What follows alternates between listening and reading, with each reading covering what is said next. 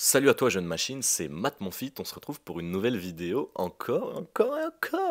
Aujourd'hui, je vais réagir au podcast que Valentin a sorti sur sa chaîne. Si tu l'as pas encore vu, je te mettrai le lien dans la description, tu pourras aller checker ça. Pour ceux qui connaissent pas Valentin, Valentin OTZ, c'est l'un des meilleurs athlètes street workout au monde. C'est sûrement le meilleur plancheur au monde.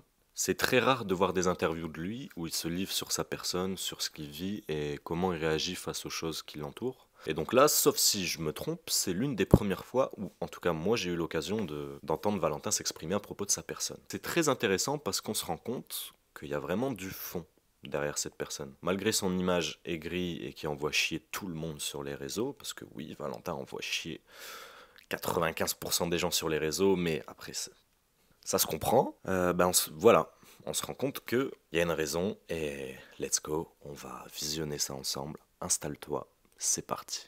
Beaucoup de personnes te voient sur les réseaux sociaux, sur Instagram, pendant les lives, comme une personne un peu brute, qui va bloquer facilement les gens et qui insulte des fois certaines personnes. Et on se demande souvent pourquoi tu fais ça. Donc je pense que c'est simplement que tu m'excuseras mais tu m'excuseras pas, que les faibles ne comprennent jamais les forts et qu'ils ont tendance à faire des projections sur eux-mêmes parce que égocentrique, non. Égoïste, oui. Et c'est nécessaire d'être centré sur soi-même. La grande phrase en France, c'est « j'ai pas le temps ». Non, moi, j'ai réellement pas le temps. Ok, ça commence très fort. Personnellement, je comprends à 100% ce qu'il veut dire. Si toi, tu l'as pas compris, en fait, il explique qu'être égocentrique et centré sur soi-même, c'est deux choses différentes. Et que ça se justifie, ça se comprend. Et la plupart des gens, finalement, devraient agir comme ça. Tu devrais te construire toi-même avant de vouloir construire avec les autres, ainsi de suite. Ça me fait plaisir qu'ils disent ça parce que, enfin, les gens qui n'ont pas forcément cette conscience d'esprit vont se rendre compte que derrière ce personnage, qui est tout simplement un pilier fondateur du street workout, qui est à l'origine de toute son évolution aujourd'hui, et bah c'est quelqu'un qui en a vu, qui en a vécu et qui agit pas comme ça, juste parce que c'est un connard fini, qui en a rien à foutre de ta gueule et qui pense qu'à son business, qu'à lui, bref. La suite. Et comment dire, en fait, je n'accepte pas de la part des gens ce que je ne fais pas aux gens. C'est-à-dire, par exemple, en live, j'ai tendance à refuser certaines questions parce qu'en fait, moi, de moi-même, je ne me suis jamais permis d'aller demander ça à une personne et je me contente d'avoir des interactions utiles et de poser des questions qui ont une finalité. Et si tu viens d'une manière intrusive me demander des choses qui sont personnelles, si tu viens me donner des leçons alors que je ne te connais pas et que tu fais certainement pire dans bien d'autres aspects de ta vie, si tu outrepasses les limites que j'ai moi-même définies parce que c'est ma vie et que je décide, à ce moment-là, je n'ai pas le temps et je n'ai même pas le temps en fait de perdre le temps d'expliquer ou de me justifier pour que tu me comprennes parce qu'en fait que tu me comprennes ou pas, ça ne changera pas ma vie. Et tout ce qui compte, On voit clairement en fait que Valentin a mis une sorte de filtre à ne pas dépasser. Et je pense que ça se comprend en fait. T'es dans un sport où il n'y a aucune documentation réelle, aucune connaissance réelle. Bref, quand t'arrives et que tu commences le street workout, que tu regardes ce mec qui fait des trucs incroyables que tu pensais pas possible, tu te demandes, ok, comment je fais?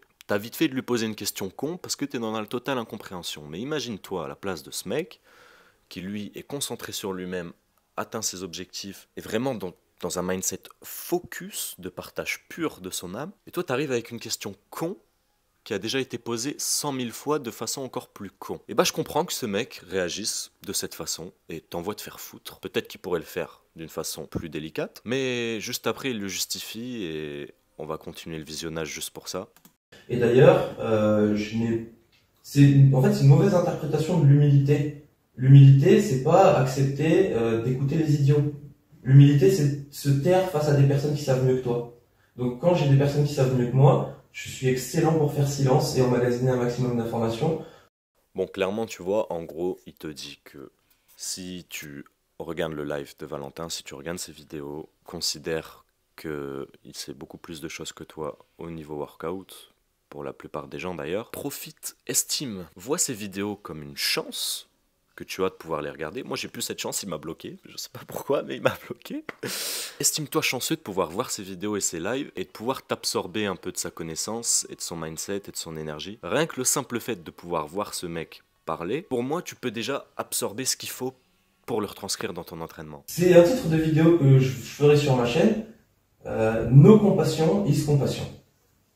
Avoir de la compassion pour quelqu'un, c'est le bloquer dans son état émotionnel et le bercer d'illusions. Et en fait, c'est le contraire du productif. C'est le maintenir dans son illusion et c'est le maintenir dans son état d'inutilité ou de ce que vous voulez. Tandis que dire quelque chose concrètement à quelqu'un dont il a besoin, souvent c'est mal perçu, mais tout le temps tu leur fais plus de bien qu'en leur disant rien ou oui c'est bien.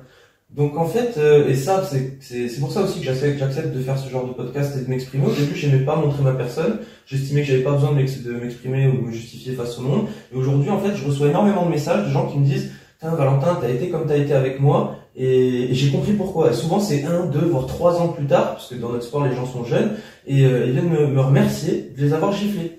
Et à chaque fois...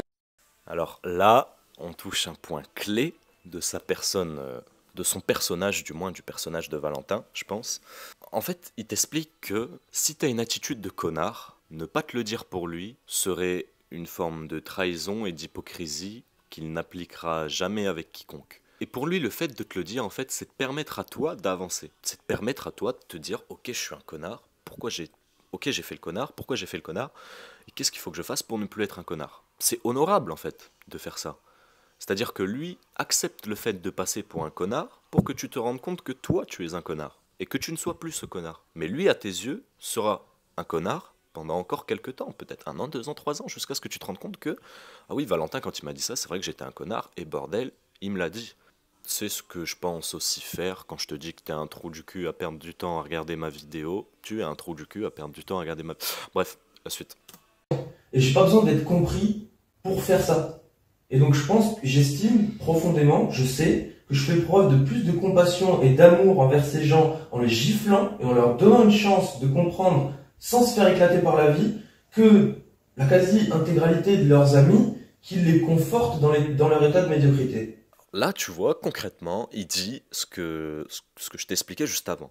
C'est que pour lui, être quelqu'un de vrai et un vrai ami, c'est te dire les choses et ne pas te laisser dans ta médiocrité, comme il dit. C'est-à-dire que, par exemple, si tu vois ton pote faire un truc de merde pendant son entraînement et que tu lui dis c'est bien, juste parce que t'as la flemme ou que t'as pas envie que vous affrontiez ou que ça parte en live, et bah finalement, c'est toi le connard. Parce que tu lui dis que c'est bien alors que tu sais pertinemment que c'est mal. Et donc lui, ton pote, ne va pas se rendre compte. Et est-ce qu'on peut se considérer que tu es un ami si tu ne dis pas les choses à ton ami de façon sincère, pure et claire? Non. Et si tu ne peux pas le faire, pose-toi la question de savoir est-ce que cette personne doit vraiment être ton ami ou alors est-ce que vous ne correspondez pas? C'est drôle parce qu'il est clairement en train de dire que quand il t'insulte sur son live, c'est une forme d'amour. J'espère que tu le comprendras parce que je comprends totalement ce qu'il veut dire et je trouve ça juste incroyable. Donc estime-toi heureux de te faire insulter par Valentin parce qu'il t'aime. Non, sérieux, je comprends vraiment le mindset et je trouve ça insane. La suite. Le Seigneur m'a pas mis sur terre pour rien, j'aurais eu un impact, ensuite ces gens auront un impact sur d'autres gens, et il y a une certaine exponentialité dans tout ça, et en fait, c'est ce que tout le monde dit dans le business que personne n'applique dans le workout. Occupe-toi de toi-même, et une fois que tu te seras trouvé toi-même, une fois que tu te seras créé toi-même, tu pourras prendre soin des autres. Ben moi je fais les deux en même temps. Donc là, c'est ce que je disais au début de la vidéo, je crois. Construis-toi toi-même avant de vouloir construire les gens. Donc être centré sur soi-même, c'est ce qu'il disait au début de la vidéo. Concentre-toi d'abord sur ta personne, comment la construire, où l'amener. Et ensuite, tu pourras te concentrer sur les gens qui t'entourent. C'est valable dans absolument tout. Et sur ça, je suis plutôt d'accord avec lui. Avec toi. Donc en fait, je préfère représenter une contrainte pour tout le monde et que tout le monde dise Valentin c'est un connard, mais au moins j'ai une finalité positive sur le monde. Et le jour où je vais voir le Seigneur, je dirai t'as vu? Et je pense qu'il sera fier de moi. Plutôt que les gens me voient bien, je me comporte de façon hypocrite. Et au final, c'est mauvais. Là, tu vois, il dit clairement qu'il accepte de paraître pour un connard si sa finalité est bonne. Et que pour lui, dans tous les cas, ça lui sera rendu. Il est vrai que selon certains comptes vikings, tout ce que tu veux, quand tu donnes, tu reçois. Peut-être pas instantanément, peut-être pas maintenant, peut-être pas demain, mais en théorie, quand tu donnes, tu reçois. Peut-être dans une autre vie, peut-être je ne sais où, enfin bref. On comprend bien que Valentin est une personne très spirituelle et très profonde, et que s'arrêter à la première image de son personnage n'est pas forcément la bonne façon de le connaître. La suite. Ouais, c'est sûr. Et en fait, plus ce que tu fais, c'est censé intelligent dans un monde qui ne l'est pas, plus du coup, tu auras des détracteurs. Dans tous les cas, ils ne seront pas capables de te percevoir, de te comprendre, et en fait, ils essaieront même pas. Ils en resteront à l'image qu'ils ont devant eux. Et moi, je trouve.